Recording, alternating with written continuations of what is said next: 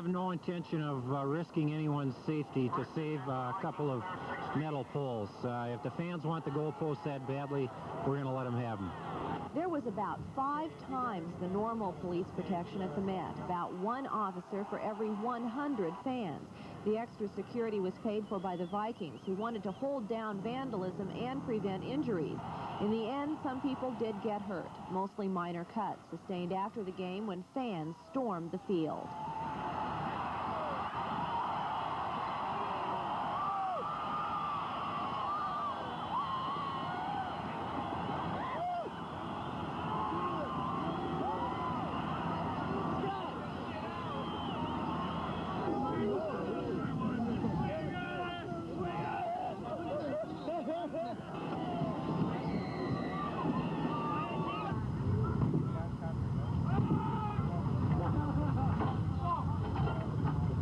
Mary Stuckey, News Center 11 at Met Stadium.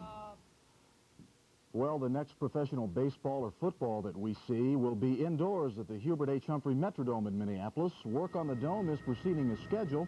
No problems, the only one being the collapse of the roof last month following a snowstorm. That's been repaired, and work on the interior of the dome goes on so the Twins can open their season in April. Today also signaled the end of the tailgate party as we know it. Today's weather seemed an appropriate way to mark the end of these gatherings as the revelers laughed at the cold and were very intent on enjoying themselves as much as possible. I was at the first game, me and my dad, and the Vikings beat the Bears. George Shaw got thrown out because he couldn't hack it, and Tarkenton came in and threw 5 touchdown passes. Did you tailgate that very first game? Nope. When did you start tailgating? The second game. But you enterprising people would find some way to do it next year, even though there's a dome. We shall. We have our. We're all moving to Green Bay. What's that? We're all moving to Green Bay. They seem to be the winners. They have the strength. Is it going to stay with the strength? Okay. You're going to turn. Get away now. You're going to turn in your horns? No, turn in your horns? Been here 72 years. We'll stay. I'm a Norwegian, and I like this kind of weather. Really? I want to know how you're going to get silly next year with the dome. Well, that's a whole different ball game. We'll raise the roof. We'll park here. Yeah, we'll park here and then walk over. There is a chance. The dome is beautiful. Something we got to have.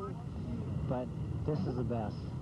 The most unusual group of the day brought their living room with them and set up home in the Cleveland section of the parking lot.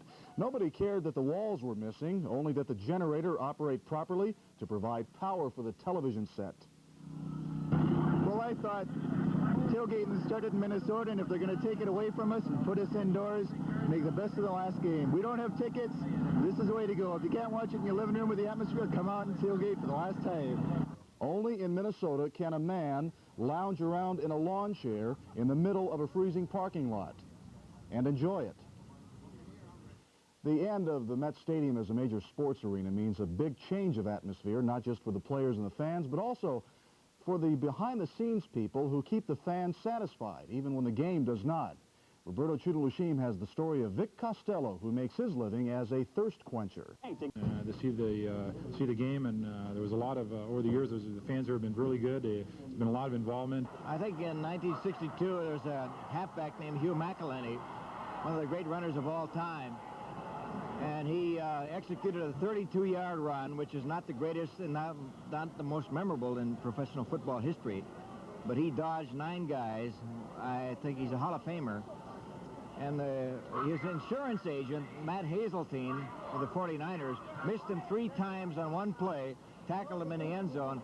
And I think it was the greatest exhibition of 1 against 11 that I've ever seen. The Met isn't so old when you stand on the field and look up and see the fans and the banners and the cheers and everything right down to the last 20 seconds here. So that doesn't look any different. It's the memories that most of us have who played here and worked here was when the stands were empty. We had to practice here, and you know, those were the bad memories. The good memories, of course, are the fans and the games that we've won and the games that we've played.